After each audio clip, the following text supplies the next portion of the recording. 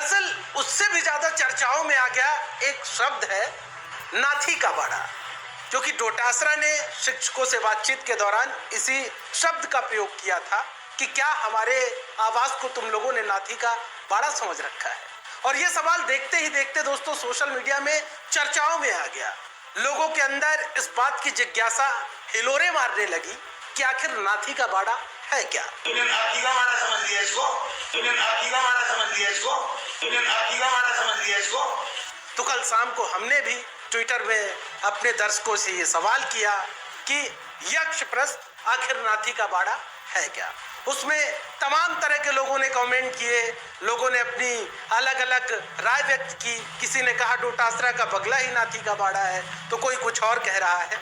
लिहाजा हमने भी ये खगालना चाहा कि आखिर नाथी का बाड़ा क्या है। और फिर उसके बाद हमने 2-3 लोगों से ही बातचीत की, तो उन्होंने बोला काफी हद तक नाथी के बाड़ा को लेके ये जो फसाना है या सच है, ये काफी हद तक सच नजर आता है।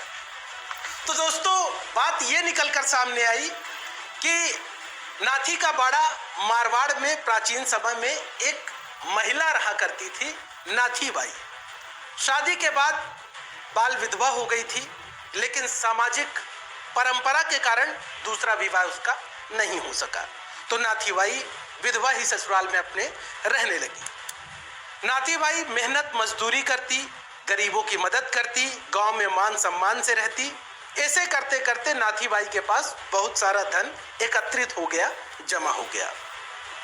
गांव में जब भी कोई शादी, मायरा, नुक्ता वगैरह बड़ा काम होता था, तो नाथी बाई के पास लोग आते थे और वो धन उधार लेते थे नाथी बाई से, क्योंकि नाथी बाई के पास काफी धन एकत्रित था। तो नाथी बाई सबको धन देती, कोई हिसाब नहीं लिखती थी और ना ही उसका वो किसी प्रकार का ब्याज लिया करती थी। ऐसे नेक आचरण से नाथी बाई बहुत प्रसिद्ध हुई, जिसके पास कोई भी आदमी मदद मांगने जा सकता था। इसलिए कहावत बनी, यहाँ नाथी बाई का बाड़ा समझ रखा है क्या। तो यदि शिक्षा मंत्री गोविंद सिंह डोटासरा ने हो सकता है यही सोच के बोला हो नाथी का बाड़ा समझ रखा है क्या, लेकिन इससे एक बात भी ये सच होती है कि यदि नाथी बाई ऐसी थी तो मतलब गोविंद सिंह डोटासरा का जो आवास है वो नाथी बाई का बाड़ा नहीं है। यानी जो शिक्षक जाएंगे उनकी बात नहीं सुनी जाएगी क्या, इसके ये मायने निकाले जाए। क्योंकि जिस प्रकार से गोविंद सिंह डोटासरा की ओर से जो बयान दिया गया वो कहीं से कहीं तक सच नहीं कहा जा सकता। क्योंकि यदि कोई भी शिक्षक उनके समक्ष अपनी समस्या लेकर गए हुए हैं, तो शिक्षा मंत्री की नैतिक जिम्मेदारी बनती है कि उनकी समस्याओं को दूर किया जाए, निराकरण किया जाए। लेकिन जिस प्रकार से उनका आचरण, उनका व्यवहार जो देखा गया शिक्षकों को लेके, वो जाहिर तौर पर दुर्भाग्यपूर्ण है।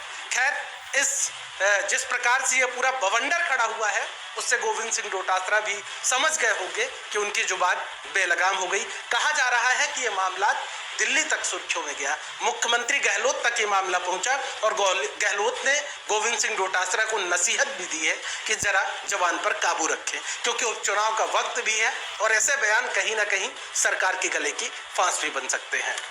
तो दोस्तों हमारे पास जो भी जानकारी मिली वो हमने नाथी बाई के बाड़ा से जुड़ी आपके समक्ष साझा की है। यदि आपके समक्ष कोई जानकारी होती है तो कमेंट बॉक्स पर आइए और अपनी जानकारी हमसे साझा करिए।